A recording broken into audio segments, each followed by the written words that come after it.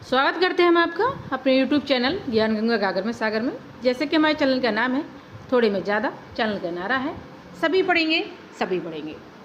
देखिए, आपके लिए पता है कि हम अच्छे अच्छे छोटे छोटे वीडियो डालते हैं, ज़्यादा लॉन्ग वीडियो नहीं डालते हैं कि जिससे कोई वीडियो को दौड़ाए नहीं। और ये आज का जो टॉपिक है ना, बहुत ही भयंकर इम्पोर्टेंट, एग्जाम में 100% आने वाले क्वेश्चन है और हमारे मशहूर बहुत ही अच्छे कवि जिनके लिए श्रेष्ठ माना जाता है, जिनका वक्तव्य, जिनके आलोचनाएं, जिनकी रचनाएं सत्यता मानी जाती हैं, वो हमारे कौन से कवि हैं? आचार्य रामचंद्र शुक्ल जी हैं। इन्हीं के आधार पे काल विभाजन सही माना जाता है। तो हमने सोचा क्यों ना आज हम आचार्य रामचंद्र शुक्ल जी के ही सारे टॉपिक देखते हैं करके। क्या है, बहुत अच्छी रचनाएं हैं, इंपोर्टेंट रचनाएं हैं, इसलिए आप ध्यानपूर्वक धैर्यपूर्वक होकर के बैठ जाएं, एकदम क्लास जैसी फीलिंग आएगी, वो आप अच्छे से करें। और आपसे मेरा एक अनुरोध है कि आप वीडियो को दौड़ाए नहीं, ठीक है? तो आइए चलते अपने पहले क्वेश्चन की तरफ। क्या है क्वेश्चन, आइए पढ़ते हैं क्वेश्चन के लिए। हिंदी साहित्य का ग्रंथ किसका है? देखिए, बहुत अच्छा क्वेश्चन है। हिंदी साहित्य का ग्रंथ किसका है? ठीक है, हिंदी साहित्य का इतिहास ग्रंथ किसका है? पूरा नाम इसका ये है, हिंदी साहित्य का इतिहास ग्रंथ किसका है। क्वेश्चन आता है तो वहाँ भी टॉपिक दिए रहे होते हैं, जैसे आचार्य रामचंद्र शुक्ल जी, आचार्य प्रसाद द्विवेदी जी, महावीर प्रसाद द्विवेदी जी, भारतेंदु हरिश्चंद्र जी। देखिए, 4 प्रसिद्ध कवि हैं, चारों ही बहुत ही प्रसिद्ध कवि हैं, चारों ने बहुत बहुत अच्छा लिखा है, इनके बहुत बहुत अच्छे साहित्य इतिहास हैं, ग्रंथ हैं। तो इसीलिए इसी तरह से क्वेश्चन आते हैं।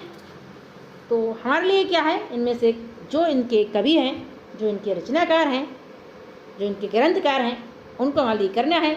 Option A Acharya Ram Shukla ji, option B Acharya Prasad Dwivedi ji, option C Mahavir Prasad Dwivedi ji, option D Bharatendu ji. देखिए, भारतेंदु जी नहीं है, ना ही महावीर प्रसाद द्विवेदी जी हैं, ना ही आचार्य प्रसाद द्विवेदी जी हैं। यहाँ पे हैं आचार्य रामचंद्र शुक्ल जी, ऑप्शन ए सही है। आइए चलते अपने क्वेश्चन नंबर 2 पे। क्या है इसको देखते हैं।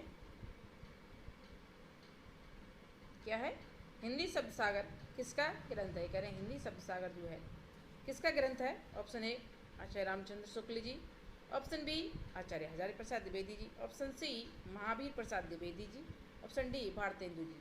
देखिए, चारों ही प्रख्यात कवि हैं और बहुत ही अच्छा इन्होंने लिखा है। बट ये पूछा जा रहा है कि ग्रंथ किसका है, तो ये है हमारे आचार्य रामचंद्र शुक्ल जी का, ऑप्शन ए सही है। ठीक है, आइए चलते अपने क्वेश्चन नंबर 3 पे। क्या है, पढ़ते हैं इसके लिए। चिंतामणि, चिंतामणि किसकी रचना, ये पूछ रहे हैं। चिंतामणि यहाँ पे पूछा जा रहा है कि चिंतामणि किसकी रचना है। Option A Acharya Ramchandra Shukla ji, option B Acharya Prasad Dwivedi ji, option C Mahavir Prasad Dwivedi ji, option D Bharatendu Harishchandra ji. ये भारतेंदु हरिश्चंद्र जी की नहीं है, ना ही ये महावीर प्रसाद द्विवेदी जी की, ना ही आचार्य प्रसाद द्विवेदी जी की है, ये हमारे आचार्य रामचंद्र शुक्ल जी की है। चिंतामणि बहुत ही प्रसिद्ध है ये। ठीक है, आइए चलते अपने क्वेश्चन नंबर 4 पे। क्या है, पढ़ते हैं इसके लिए।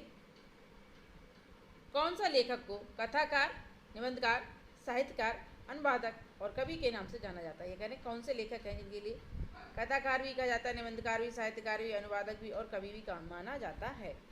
इस तरह से क्वेश्चन अगर आ जाता है एग्जाम में तो आप कैसे करेंगे?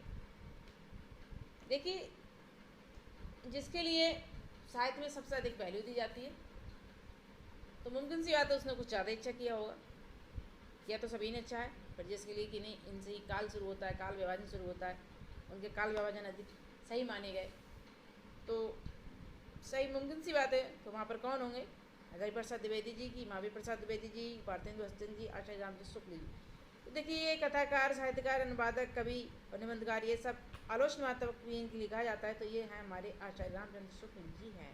ठीक है, अच्छे क्वेश्चन है, एग्जाम में आते हैं। आचार्य रामचंद्र शुक्ल जी से मैंने उनके सारे क्वेश्चन यहाँ पर बनाए हैं और आप अच्छे से इसे पढ़ें, दोहराए नहीं। चलिए करते हैं आचार्य रामचंद्र शुक्ल जी का ही। इन्हीं के सारे क्वेश्चन मैंने उठाए हैं क्योंकि इनके क्वेश्चन 100% पूछे जाते हैं। बहुत अच्छे क्वेश्चन है, 100% एग्जाम में आते हैं, इसीलिए मैंने सारे टॉपिक आचार्य रामचंद्र शुक्ल जी से उठाए हैं। देखिए, क्या है, बहुत ही अच्छा है। 11 बरस का समय, पूछ रहे कि 11 बरस का समय आचार्य रामचंद्र जी की क्या है। निबंध है, आलोचना है, या कहानी है, या अनुवाद है। देखिए इस तरह से भी क्वेश्चन आते हैं कि 11 वर्ष का समय दे दिया और वहाँ पे लेखकों के नाम दे दिए और पूछा जाता है कि ये किसकी कहानी है। इस तरह से तो आप पहचान लेंगे। पर आजकल क्वेश्चन घुमा फिरा के पूछे जाते हैं, तो आप उस तरह से आप तो पहचान लेंगे। इस तरह से आप पहचान ले, ज़्यादा बढ़िया कि निबंध है, कि कहानी है, कि आलोचना है। इससे ये भी क्लियर हो जाएगा कि आचार्य रामचंद्र शुक्ल जी का है ये, और ये भी पता चल जाएगा ये किसका है। इससे आपकी डबल मेहनत ना होकर के एक सिंगल मेहनत में 2 क्वेश्चन तैयार हो रहे हैं। तो हमने इस तरह से क्वेश्चन बनाए हैं कि कैसे भी करके आ जाए, सीधे सीधे पूछ ली जाए, या इस तरह से पूछ लिया कि निबंध आलोचना क्या है, तो आप वहाँ भी करके आए, छोड़ के नहीं आए। चाहे एग्जाम कितना भी उलझाए, एग्जामिनर कितना भी उलझाए, ठीक है, आप करके ही आएंगे। क्या है ऑप्शन 11 बरस का समय आचार्य रामचंद्र जी की क्या है। ऑप्शन ए निबंध, ऑप्शन बी आलोचना, ऑप्शन सी कहानी, ऑप्शन डी अनुवाद। देखिए निबंध नहीं है। आचार्य रामचंद्र शुक्ल जी के 2 निबंध विचार भी थी, ठीक है। एक और है आलोचना, आलोचना भी है, अनुवाद भी इन्होंने किए हैं। यह है हमारी कहानी 11 वर्ष का समय, क्या है, कहानी है, ठीक है। चिंतामणि भी इनका क्या है, निबंध है, ठीक है। आइए करते अपना नेक्स्ट क्वेश्चन क्या है। देखिए अभी मैंने बात की थी इनके निबंध की, और यहाँ पे आ भी गया। चिंतामणि निबंध कितने भाग में संकलित है। ये पूछा जा रहा है कि चिंतामणि निबंध जो है कितने भाग में संकलित है, कितने भाग में है। ये लिखा गया है। Option A 1, option B 2, option C 3, option D 4। देखिए चिंतामणि निबंध का जो है ये 3 भाग में है। कितने, 3 भाग में, तो ऑप्शन सी सही हो जाएगा, ठीक है। आइए करते अपना नेक्स्ट क्वेश्चन क्या है, पढ़ते हैं, बढ़ते हैं अगले क्वेश्चन की तरफ। क्या है, रस मीमांसा आचार्य रामचंद्र शुक्ल जी का क्या है। ये करेंगे रस मीमांसा। देखिए आते हैं क्वेश्चन, रस मीमांसा वहाँ पे दे दिया जाता है और पूछा जाता है, रचनाकार दे दिए जाते हैं कि ये रचनाकार बताइए इस रस मीमांसा जो लिखा हुआ है इस रचना के रचनाकार कौन है। इस तरह से क्वेश्चन आता है तो उसमें आप आसानी से कर देते हैं। बट यहाँ पे अगर पूछा जाए कि रस मीमांसा क्या है, इसमें यह भी क्लियर हो जाएगा कि आचार्य रामचंद्र शुक्ल जी का है ये तो हो ही जाएगा। और ये भी पता चल जाएगा कि ये क्या है। इस तरह से पूछा जाएगा क्वेश्चन तो आप वहाँ पर 100% करके आएंगे, छोड़ के नहीं आएंगे। तो ऑप्शन ए निबंध, ऑप्शन बी सैद्धांतिक आलोचना, ऑप्शन सी कथा, ऑप्शन डी व्यवहारिक और अनुवाद। क्या है ये, तो देखिए निबंध नहीं है, निबंध इनके 2 हैं, चिंतामणि और विचार भी थी। यह है क्या, सैद्धांतिक आलोचना। देखिए आलोचना अगर सीधे सीधे भी लिख दिया जाता आलोचना तब भी आप करके आएंगे, सैद्धांतिक आलोचना लिखा तब भी आप करेंगे। पर एक इनकी आलोचना आ रही व्यवहारिक, अगर वहाँ पर आ जाए इस तरह से क्वेश्चन बना दिया कि रस मीमांसा क्या है, सैद्धांतिक आलोचना या व्यवहारिक आलोचना, तो आप वहाँ पे कंफ्यूज ना हो, तो वहाँ पे आप सैद्धांतिक आलोचना ही करके आए, ठीक है। पहली बात तो इस तरह से क्वेश्चन पूछा नहीं जाता है, तो ऑप्शन हमारा बी सही है। आइए चलते अपने नेक्स्ट क्वेश्चन पे, क्या है करते हैं, इसके लिए पढ़ते हैं। क्या है, हमारे आचार्य रामचंद्र शुक्ल जी के क्वेश्चन है, सभी बढ़िया क्वेश्चन है, आते हैं एकदम पूछे जाते। जायसी, ये पूछा जा रहा है जायसी आचार्य रामचंद्र शुक्ल जी का क्या है। आप ये कंफ्यूज ना हो कि जायसी, बिल्कुल सही, मलिक मोहम्मद जायसी के बारे में पूछा जा रहा है। पर उन्होंने जायसी के ऊपर लिखा है किसने, आचार्य रामचंद्र शुक्ल जी ने। तो उन्होंने क्या लिखा है, जायसी इनका क्या है जब इन्होंने लिखा है। ऑप्शन इस तरह से अगर आ जाए तो जायसी क्या है।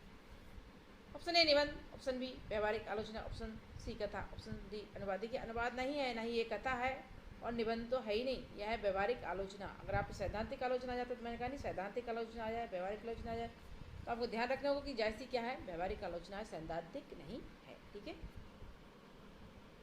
आइए करते हैं अपना क्वेश्चन नंबर 10। क्या है, इसके लिए करते हैं सूरदास आचार्य रामचंद्र शुक्ल जी का क्या है। देखिए सूरदास के ऊपर भी इन्होंने लिखा है, किसने, हमारे आचार्य रामचंद्र शुक्ल जी ने। तो ये पूछा जा रहा है जो उन्होंने लिखा है तो ये क्या है। ऑप्शन ए निबंध है, ऑप्शन बी सैद्धांतिक आलोचना है, ऑप्शन सी व्यवहारिक आलोचना है, ऑप्शन डी अनुवाद है। ये क्या है। इस तरह से क्वेश्चन अगर आ जाए तो आप किस तरह से करेंगे, उस तरह से तो आप कर ही देंगे कि ये किसका है।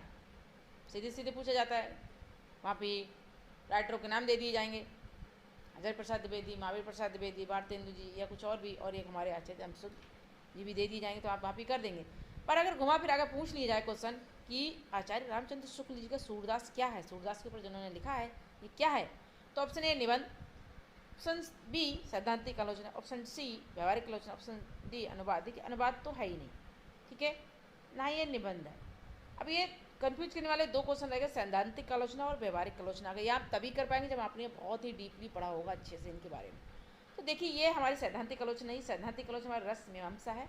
बचा क्या व्यवहारिक आलोचना, ये हमारी व्यवहारिक आलोचना है। जायसी भी हमारी व्यवहारिक आलोचना है, तुलसीदास भी हमारी व्यवहारिक आलोचना है, और सूरदास भी हमारी व्यवहारिक आलोचना है, ठीक है। आचार्य रामचंद्र शुक्ल जी ने इन तीनों राइटरों के ऊपर लिखा है। बहुत अच्छे क्वेश्चन है, उम्मीद करते हैं आपके लिए अच्छे लगेंगे।